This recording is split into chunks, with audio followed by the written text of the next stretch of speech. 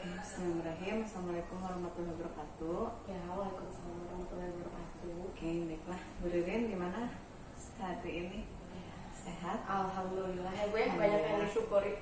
Ya, harus banyak bersyukur ya.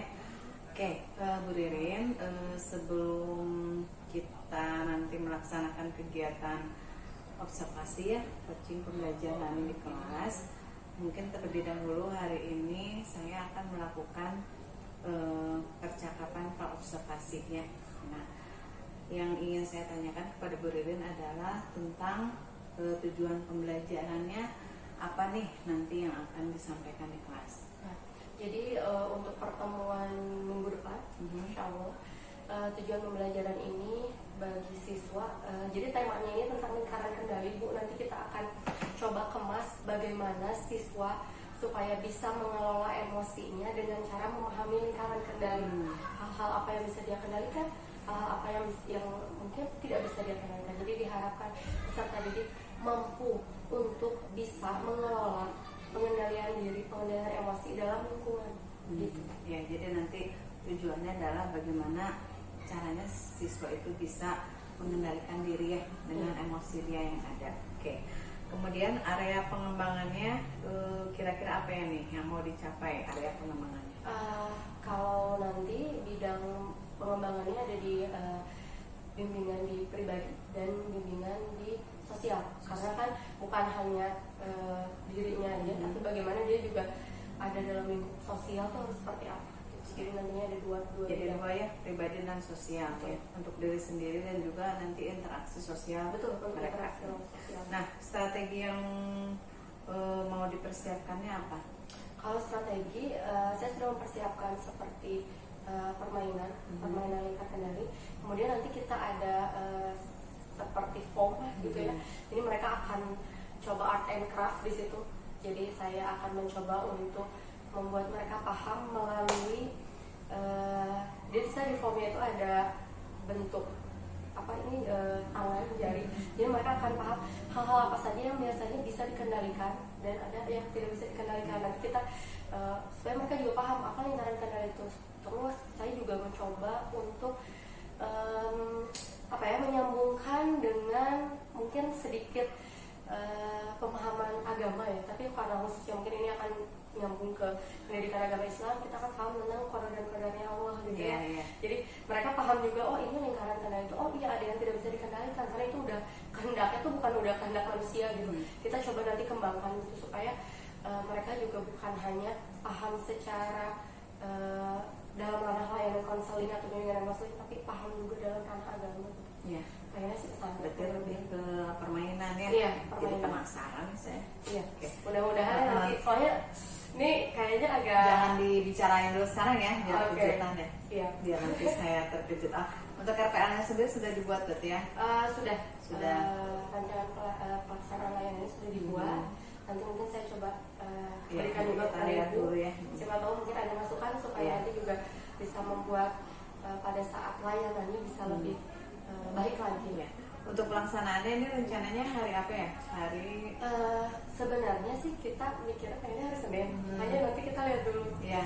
Karena kalau hari Senin hari Rabu kayaknya. Rabu ya. Karena di hari Senin itu guru kan ada yang masih ngejar pelajaran, ada satu guru yang melakukan ngambil jam-jam gitu. Karena di hari Senin saya hanya ada 1 jam atau 1 kelas gitu.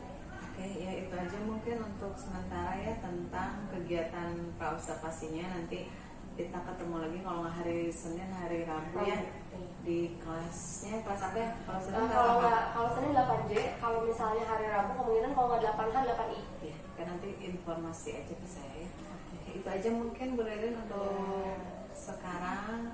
Terima kasih banyak, tetap semangat. Ya, terima kasih bukan ya. Sama-sama, makasih Bu Ririn.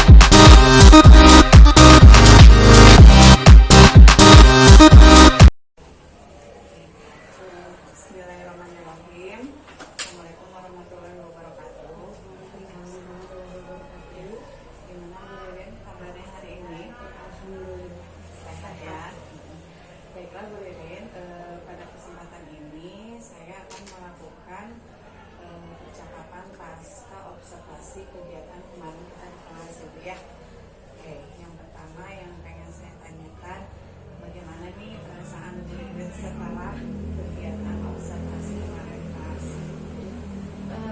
Perasaannya ada dua, saya semangat dan khawatir di waktu yang bersamaan.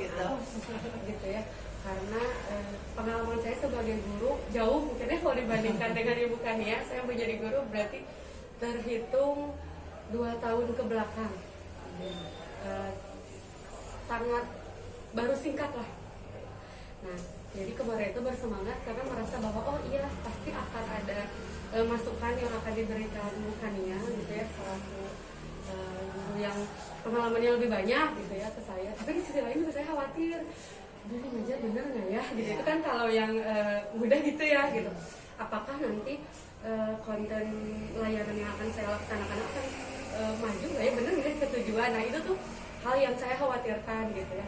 Mungkin dari sisi saya sih itu dua hal yang paling saya rasakan gitu. Tapi setelah apa yang kita laksanakan kemarin, akhirnya saya merasa bahwa oh iya, setelah dijalani itu ternyata tidak sebegitu yang iya, karena khawatirnya tuh banyak gitu. Tapi ya bersemangat juga. Iya. Oke, baiklah. Kemudian kegiatan mana nih yang menurut Bu Ririn itu sudah baik dan mana juga yang harus ditingkatkan? Iya, kemarin juga setelah kita selesai di kelas kita ngobrol juga ya Bu.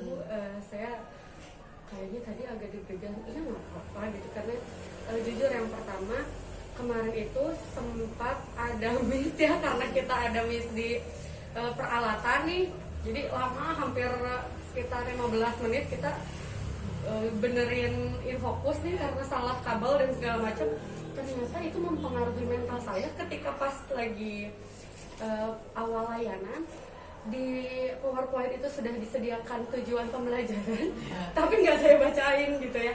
Nah itu hal yang lagi-lagi saya banyak belajar bahwa tadi lupa ya katanya nggak dibacain tujuannya. Oh iya, malah ditampilkan tapi tidak sempat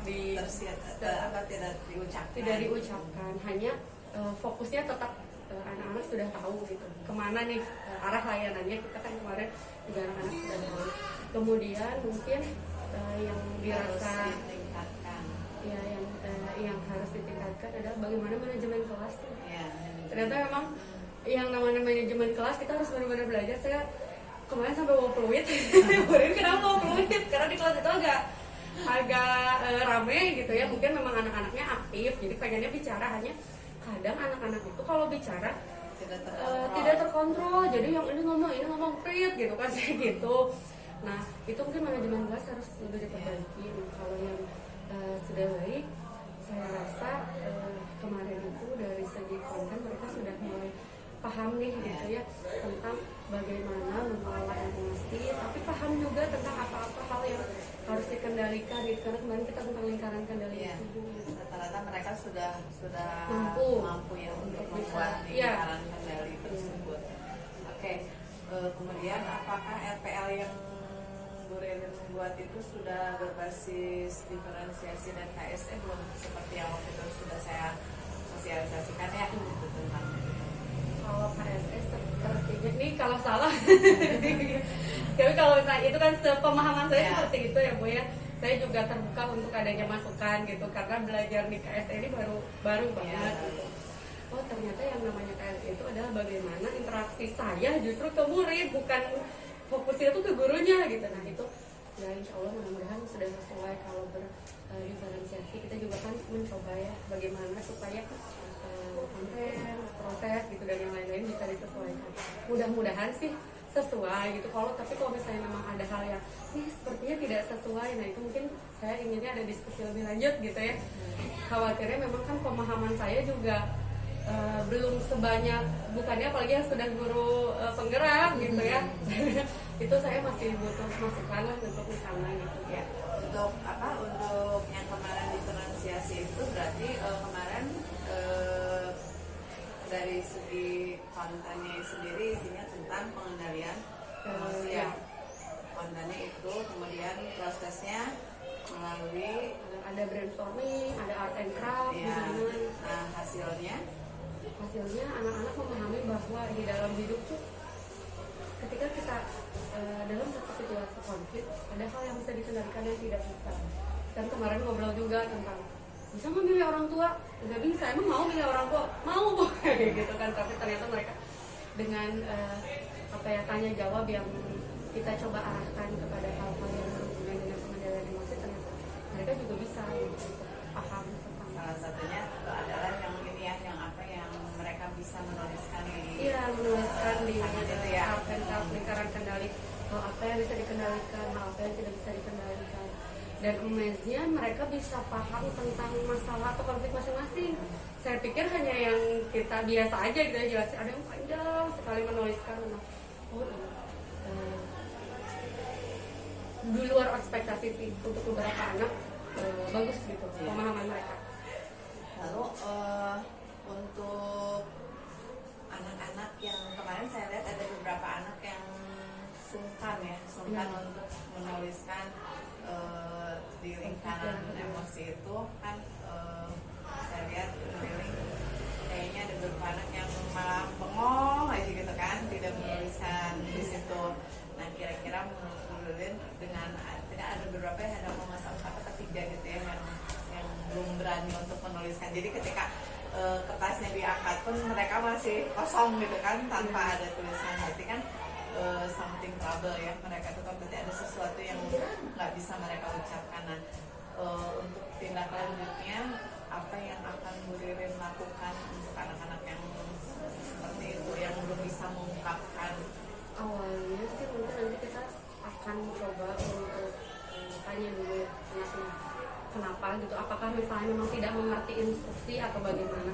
Tapi kalau kemarin sih emang ngerti buat terus belum mau terbuka, karena kan anak beda ya gitu. Nah, mungkin di sana berarti yang harus dilakukan adalah konseling kelompok bisa dilakukan untuk 3 orang ini, karena masalahnya berarti bukan tidak mengerti instruksi, tapi mungkin belum mau mengungkap, karena yang namanya kayaknya nggak semua siswa bisa dengan mudah untuk membuka konflik yang lama gitu ya, untuk mereka mengevaluasi. Itu kan sebenarnya mereka evaluasi juga ya, ini apa sih yang sebenarnya bisa aku lakukan dan tidak bisa aku lakukan gitu. Nah, di sana mungkin masalahnya gitu ya. Nanti lebih lanjutnya kita bisa melakukan konseling kelompok untuk beberapa anak. Dari konseling kelompok mungkin kalau ada yang masih tertutup aja berarti langsung ke konseling individual. Betul, karena yang kemarin itu yang Bu Hania mention itu emang pendiam di kelasnya gitu ya, cenderung untuk lebih tertutup lah gitu dibandingin teman-teman yang lain yang mungkin ketika ditanya walaupun nyeletuk tapi dia benar sih jawabannya gitu. Jadi kalau misalkan dia memang karakternya pendiam gitu juga, kalau diajak konseling kelompok juga nampaknya agak kurang bisa terbuka ya. Berarti alternatif lainnya adalah konseling individual ya, dan bisa lebih menggali. Kita kan bisa jadi dari pencegahan ini ternyata terungkap mungkin ada masalah yang mungkin traumatis mungkin kan buat anak gitu, yang mungkin bisa jadi orang tua tidak tahu atau bagaimana.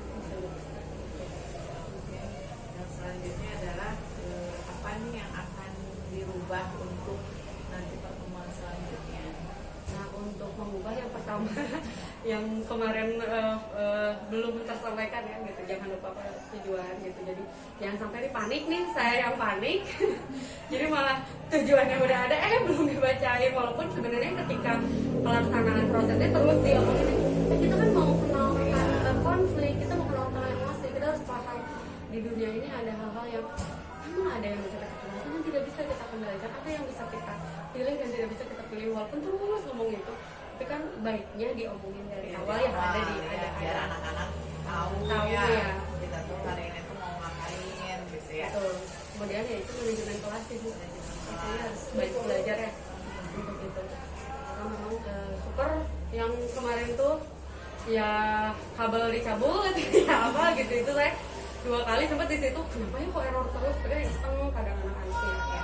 Makanya kemarin kaget, kenapa Bu Ririn bawa periwit Bu? Belum nanya, kenapa Ririn bawa periwit gitu kan? Ternyata dijelaskan, saya harus bawa periwit di kelas ini. Oh, berarti memang karakteristik siswa di belakang ini memang aktif gitu ya. Jadi memang setiap di kelas itu, di beberapa kelas yang saya pikir memang rasanya tidak perlu berteriak ya, prit gitu kan, udah seperti pelatih gitu. Yang bagus saya juga akan mencontoh. Soalnya susah kalau misalnya kita suara itu gak ada kemana, capek udah dipeluit aja. Iya, Mereka diam. langsung ya. Atau nggak misalnya saya coba ke atas diam gitu ya, karena mereka tahu kalau saya bilang diam tuh keras gitu tangannya. Tapi kalau misalnya udah adu bicara nih Bu, udah peluit. Langsung keluarkan ini ya senjatanya. Senjata. Ya. Lalu yang terakhir adalah hambatan apa nih yang dirasakan atau ditemui pada saat kemarin proses pembelajarannya? Kalau dari diri saya sendiri, sebenarnya pengelolaan diri saya tentang mungkin karena tidak terbiasa untuk dilihat ya ketika mengajar gitu. Jadi kayak aduh dijudge ya, bukannya tuh ada gitu perasaan kayak gitu. Karena kalau walaupun saya jujur terbuka gitu untuk setiap masukan yang ada, tapi adalah perasaan gimana ya gitu, takut gitu ya. Itu sih yang saya pikir saya harus kelola diri supaya saya lebih tenang. Ngajar tenang berarti apa yang disampaikan pun bisa sesuai dengan tujuan, jangan sampai panik duluan. Nah, kayak kemarin jadi banyak yang tidak sesuai ekspektasi. Iya, malah saya juga belajar tentang lingkaran kendali. Oh, oke, ada hal yang bisa saya kendalikan yang tidak. Berarti yang saya harus kendalikan adalah bagaimana saya memanage diri supaya bisa lebih tenang ketika memulai pembelajaran. Juga tidak takut dengan apapun yang terjadi gitu ya, karena ya tetap lagi-lagi ini kan untuk pembelajaran saya sendiri gitu ya, yang dapat manfaat itu saya sendiri gitu. Insya Allah lah, bukannya mah nggak akan yang dikasih tahu gini gitu. Nah itu kadang karena pengalaman di sebelumnya tuh takut kalau di supervisi oleh guru yang non BK, karena mungkin kan beda ya apa ini gini sih Pak ya, karena memang mengajarkan hal yang memang daily gitu ya, beda dengan mengajarkan pembelajaran yang memang sudah textbook gitu. Nah itu mungkin yang ya, ada khawatir. Saya juga harus bisa manage diri lagi, mengelola diri lagi. Ya, baiklah, mungkin itu aja pertanyaan dari saya yang lihat dari kegiatan kita kemarin pasca observasi di kelas. Jadi pada intinya adalah jangan pernah takut untuk ketika rekam kita itu mau kelas gitu, karena mungkin ya kita juga sama-sama belajar ya Bu ya. Saya juga bisa mengambil beberapa pelajaran dari ternyata untuk mengendalikan kelas itu ternyata bisa juga pakai piramid gitu kan, itu kan ide. Terus kemudian ya intinya mah nggak usah jadi takut atau jadi takut atau gimana gitu kan, yang penting kita sama-sama belajar gitu kan, sama-sama apa ya, mengisi gitu kan. Di kelas saya punya pembelajaran ini, kemudian punya pembelajaran ini, jadi intinya mah itu sama tadi. Kalau untuk mengendalikan kelas berjalannya waktu ya, seiring berjalannya waktu, kemudian pengalaman juga, jadi strategi-strateginya, teknik-tekniknya kita yang tahu lah untuk klasifikasi dengan kita seperti itu. Kita ada idenya secara keseluruhan. Saya lihat anak-anaknya juga responnya baik ya. Kalau mungkin ada anak-anak yang nggak bisa dia, mungkin karakteristiknya memang mereka kayaknya estetik kali ya. Jadi nggak bisa disalahin juga kan, kalau anak-anak yang estetik suruh diem ya nggak bisa gitu kan. Jadi tapi pada intinya mereka kan mengerjakan juga gitu ya. Nah namanya anak kan ya apa ya, macam-macam ya karakternya gitu. Tapi pada keseluruhan sih 90% lah sudah bagus gitu. Cuma tadi aja itu mengendalikan kondisi kelas ya, di kelas gimana anak-anak, terus mengendalikan diri juga, jadi jangan banyak paniknya. Jangan banyak paniknya, pokoknya mah di bawah happy aja lah. Yang penting tujuan kita untuk memberikan layanan kepada anak-anak tersampaikan ya, seperti itu. Jangan berhenti untuk terus belajar dan pastinya kalau ada kesulitan kita sharing aja, siapa tahu pengalaman saya bisa dijadikan contoh gitu kan, pelajaran juga ke depannya buat Kuririn. Kalau pengalaman Kuririn juga kalau di sini masih baru 2 tahun 3 tahun, tapi saya juga bisa mengambil dari kita sama-sama share. Itu aja mungkin Kuririn, terima kasih banyak untuk kesempatannya.